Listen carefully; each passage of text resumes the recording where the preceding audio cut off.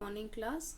जैसा कि आपने कल पढ़ा था मास परसेंटेज में हम मास ऑफ द कंपोनेंट लेते हैं और उसके अंदर हम ये देखो हमने फॉर्मूला देख लिया है। मास परसेंट ऑफ कंपोनेंट क्या होता है? Mass by of the component in solution, इसका मतलब वो सोल्यूट की बात कर रहा है बटे में total mass of the solution into में 100। तो ये हमने कल पढ़ लिया था। ऐसे ही हम वॉल्यूम परसेंटेज की भी बात कर सकते हैं। वॉल्यूम परसेंटेज कैसे निकालेंगे?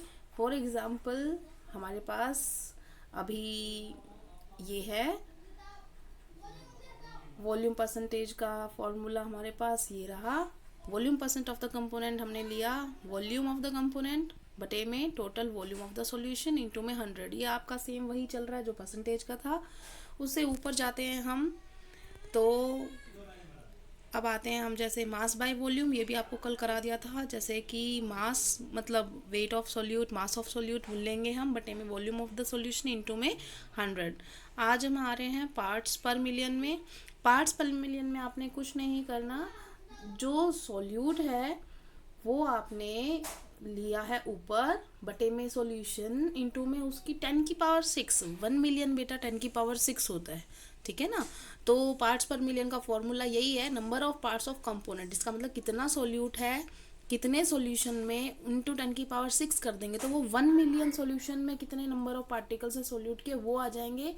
इसे हम पीपीएम भी बोलते हैं। जो ज़्यादातर मेजरमेंट होती हैं वो स्मॉल लेवल पे जब करनी होती हैं, जैसे आपको कोई कहे कि बताओ आपके जो वाटर है उसमें कितना फ्लोरीन है, तो जैसे कोई कहेगा 10 ppm है, 20 ppm है, तो इट्स मीन 20 ppm पार्ट्स पर मिलियन। तो ये आपका सिंपल है, मास फ्रैक्शन इनटू में 10 की पावर 6। मास फ्रैक्शन मतलब मास ऑफ वन कंपोनेंट जो भी है उसमें बटे में total mass of the solution into में 10 की पावर 6। तो ये हो जाएगा आपका पार्ट्स पर मिलियन का। उसके बाद आते हैं हम मोल फ्रैक्शन। ये बेटा मैं अभी सिर्फ आपको डेफिनेशन बता रही हूँ, हर एक की टर्म लेके मैं आपको फिर न्यूमेरिकल प्रैक्टिस भी करवाऊंगी। तो सबसे पहले हम एक बार इनको डेफिनेशन पढ़ लेते हैं ताकि हम एक एक करके इनको स्टडी कर सकें। तो मोल फ्रैक्शन नाम से पता चल रहा है ये मोल फ्रैक्शन है, और मोल फ्रैक्शन के लिए आपको क्या करना है, बस ये फॉर्मूला याद रखना है। Mole fraction of A component is equal to, किसके मोल? हमेशा बेटा सोल्यूट के ऊपर आते हैं, नीचे सॉल्यूशन के आते हैं, वैसे अगर निकालना हो तो। अगर कोई आपको पर्टिकुलर कहे कि मास मोल फ्रैक्शन ऑफ सॉल्वेंट निकालो, तो आपने मोल फ्रैक्शन ऑफ दैट कंपोनेंट जो भी पूछ रखा है बटे में टोटल मोल्स ऑफ द जो भी सॉल्यूशन होगा उसका। इसका मतलब ये एक तरीके से मोल का फ्रैक्शन है, मतलब दोनों के मोल्स के फ्रैक्शन, ऊपर जिसका पूछ रखा हो वो बटे में टोटल सारे जितनों का है उनका सबका टोटल मोल्स नीचे डिवाइड कर देंगे।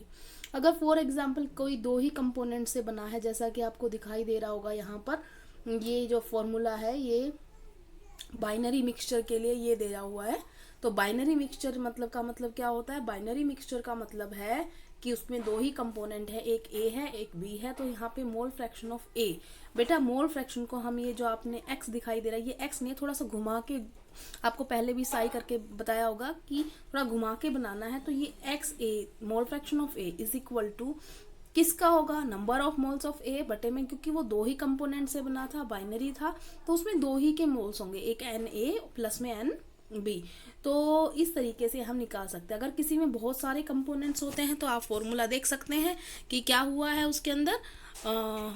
ये हमने लिया है, जब बहुत सारे कंपोनेंट होंगे तो जिस कंपोनेंट का हमें कैलकुलेट करना है बटे में total moles N1 plus N2 जितने भी कंपोनेंट हो, ठीक है।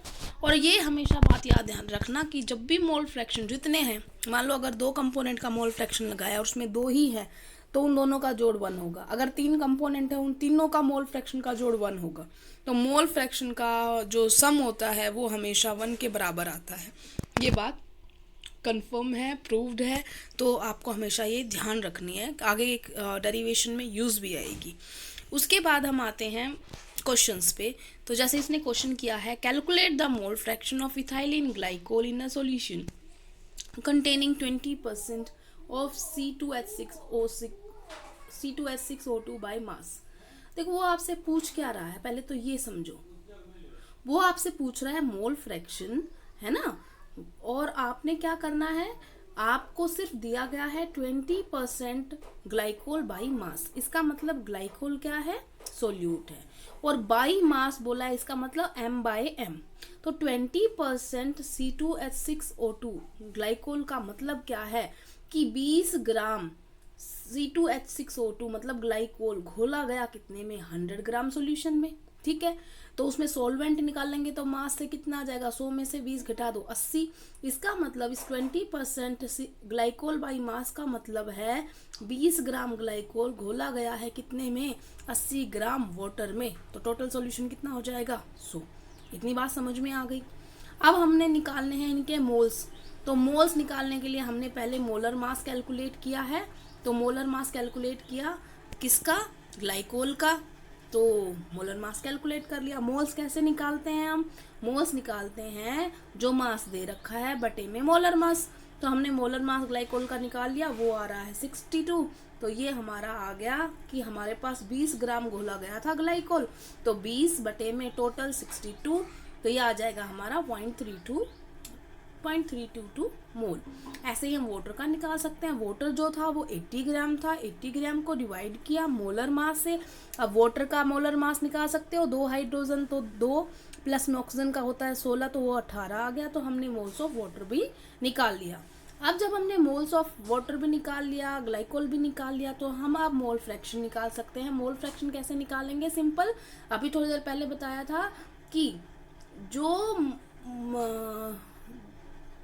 ये है मोल फ्रैक्शन ऑफ ग्लाइकोल, इसके लिए हमने क्या किया कि मोल्स लिखो ग्लाइकोल के बटे में टोटल मोल्स लिखो वाटर के भी और ग्लाइकोल के, और जोड़ दो। तो हमने यही किया है। मोल्स आगे थे ग्लाइकोल के 0.322, तो हमने डिवाइड किया दोनों के मोल से 0.322 प्लस में 4.444 जो मोल्स वाटर के आए थे। तो इस तरीके से हमने मोल फ्रैक्शन निकाल लिया है। इसी तरीके से हम वाटर का निकाल सकते हैं।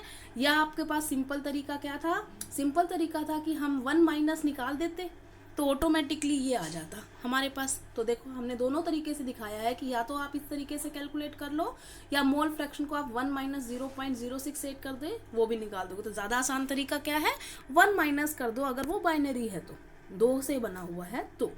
ठीक है, ये क्वेश्चन हो गया। इस टाइप के क्वेश्चन आपके 11th में भी करवाए जा चुके हैं, फर्स्ट चैप्टर में आए थे। उसके बाद हम आते हैं मोलैरिटी।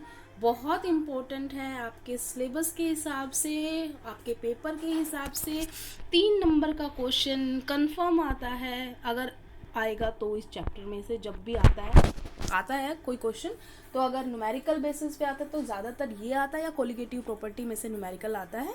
तो क्या न्यूमेरिकल आएगा, मोस्टली आता है मोलैरिटी, नॉर्मेलिटी, मोलैलिटी के बारे में। तो पहले आपको मोलैरिटी पता होनी चाहिए क्या होती है। तो मोलैरिटी की डेफिनेशन क्या होती है, मोलैरिटी जो है वो number of moles of solute dissolve पर लीटर ऑफ द सॉल्यूशन, जो number of moles of solute को डिजोल्व कर दे। देखो ये हमारी आ गई मोलैरिटी डेफिनेशन के हिसाब से, number of moles of solute घोल दिए बटे में volume of the solution in litre, और अगर मिलीलीटर में करेंगे तो इनटू में 1000 कर देंगे। सिंपल है। तो अब हम निकालेंगे कि कैसे इसमें हम कैलकुलेट करते हैं। तो ये हमारा होगा मोलैरिटी का formula. Molarity is equal two moles of solute बटे में volume of solution in litre, into में कुछ नहीं होगा, अगर लीटर लेंगे तो, अगर मिलीलीटर लेंगे तो इनटू में क्या कर देंगे 1000। ठीक है, अब हम आते हैं नेक्स्ट चीज़ पे। फॉर एग्जाम्पल वो क्या कह रहा है कि 0.25 मोल पर लीटर, इसका मतलब क्या है कि 0.25 मोलर सॉल्यूशन है, जिसका मतलब ये है कि 0.25 मोल्स ऑफ NaOH को डिसॉल्व किया गया है 1 लीटर सॉल्यूशन के अंदर। ठीक है, अब यहाँ पर क्वेश्चन आया है calculate the molarity of a solution containing 5 gram of NaOH in 450 millilitre of solution. तो सबसे पहले तो आपको ये बात पता चलनी चाहिए कि यहाँ पर क्या चीज़ दी गई है। 5 ग्राम NaOH का मतलब है मास ऑफ सोल्यूट आपको प्रोवाइड किया गया है, और उसके बाद 450 मिलीलीटर सॉल्यूशन, इसका मतलब वॉल्यूम ऑफ सॉल्यूशन भी प्रोवाइड किया गया है। और मोलैरिटी के फॉर्मूले में क्या था, मोल्स बटे में वॉल्यूम ऑफ द सॉल्यूशन। तो इसका मतलब मोल्स निकालने बाकी हैं आपके। तो हमारा पहला काम था वो हमने कर लिया। मोल्स ऑफ NaOH निकालने के लिए हमने दे रखा है कितना, 5 ग्राम। मोलर मास आप निकालो, सोडियम का 23, ऑक्सीजन का 16, हाइड्रोजन का 1, आ गया ना 40। तो वहां से आया है 40, तो 5/40, तो ये आ गया हमारा 0.125 मोल। अब यहाँ पे हमने मोलैरिटी का फॉर्मूला लगा दिया, मोल्स हमने लिख दिए 0.125, ठीक है ना। बटे में हमने क्या कर दिया 450, क्योंकि हमने वॉल्यूम ऑफ सॉल्यूशन था, मिलीलीटर था इसलिए हमने इनटू में क्या कर दिया 1000, हमारा ये आ गया। इसको हम सिंपल ये लिखा, ठीक है ना, आप कंफ्यूज जाओगे ये यूनिट लिखोगे तो आप सिंपल लिखो मोलर के पीछे कैपिटल एम, मोलैरिटी को कैपिटल एम से डिनोट करते हैं, ठीक है ना। तो आप पीछे 0.278 मोलर लिख के आ सकते हो। अब आते हैं हम दूसरे टॉपिक पे। दूसरा टॉपिक है हमारा मोलेलिटी। थोड़े से बच्चे इसको लेके कंफ्यूजन में हो जाते हैं, क्योंकि मोलैरिटी और मोलेलिटी में कंफ्यूज हो जाते हैं। तो आपने कुछ कंफ्यूज नहीं होना बेटा, मोलैरिटी के अंदर वॉल्यूम काउंट हुआ था, मोलेलिटी के अंदर मास काउंट होता है। मोलैरिटी के अंदर जो कैपिटल एम वाला था उसमें वॉल्यूम ऑफ सॉल्यूशन की बात हुई थी, जो मोलेलिटी होती है उसमें मास ऑफ सॉल्वेंट बटे में आता है, बाकी ऊपर वाली चीज सेम रहती है। तो मोलैरिटी की डेफिनेशन थी number of moles of solute dissolved पर लीटर ऑफ सॉल्यूशन, और उसको कैपिटल एम से डिनोट करते थे। इसको हम डिनोट करते हैं स्मॉल एम से। किससे करते हैं? स्मॉल एम से। मोलेलिटी को हम स्मॉल एम से डिनोट करते हैं। तो फॉर्मूला क्या हो गया, number of moles of solute dissolved, number of moles of solute dissolved या प्रेजेंट पर किलोग्राम ऑफ सोलवेंट। तो यहाँ पे क्या है बेटा, यहाँ पे ये सोलवेंट है। बस इतनी सी बात ध्यान रख लो आप, और आपका ये पूरा हो जाएगा याद। तो आपको सिंपल ये याद रखना है कि molality is equal two moles of solute बटे में mass of solvent in kilogram, ठीक है। अब फॉर एग्जाम्पल आपको कोई कहता है कि 1 मोलर सॉल्यूशन है, तो 1 मोलर सॉल्यूशन, तो ये हमने देख लिया, ये हमारा 1 मोलर सॉल्यूशन, ये दे रखा है, ये 1 मोलर सॉल्यूशन, ठीक है, ये दे रखा है। तो इसका मतलब क्या है? इसका मतलब है एक जो मोल था वो, जिसका भी दे रखा है, KCl है, KNO3 जिसका भी है, 1 मोल KCl या KNO3 या जो भी सोल्यूट दे रखा है dissolved in 1 kilogram of water, या कह सकते हैं 1000 ग्राम ऑफ वाटर। समझ में आ गया? बस यही मेन चीज है जो आपको यहाँ पर ध्यान रखनी है, ठीक है। अब एक जो क्वेश्चन 1 नंबर का आता है वो समझ लीजिए क्या, और बहुत इंपॉर्टेंट होता है 1 नंबर के हिसाब से। 1 नंबर के लिए ये क्वेश्चन बार बार पूछा जाता है, बार बार, क्या कि कंसंट्रेशन टर्म्स इतनी आपने पढ़ी, सबकी अपनी अपनी मेरिट्स हैं, डीमेरिट्स हैं, लेकिन सबसे अच्छी कौन सी होती है?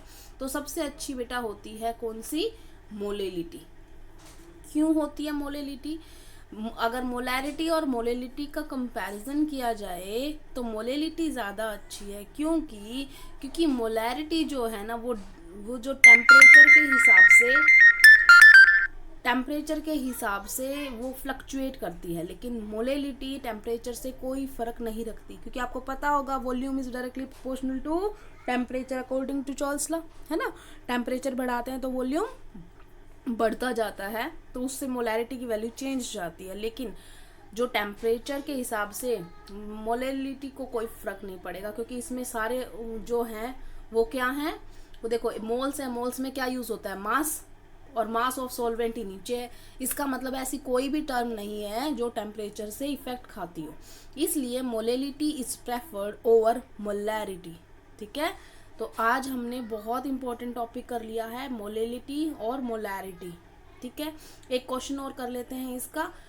तो अब ये दे रखा है इसने, calculate molality of 2.5 gram of ethanoic acid in 75 gram of benzene. देखो सारा सब कुछ सिंपल दे रखा है।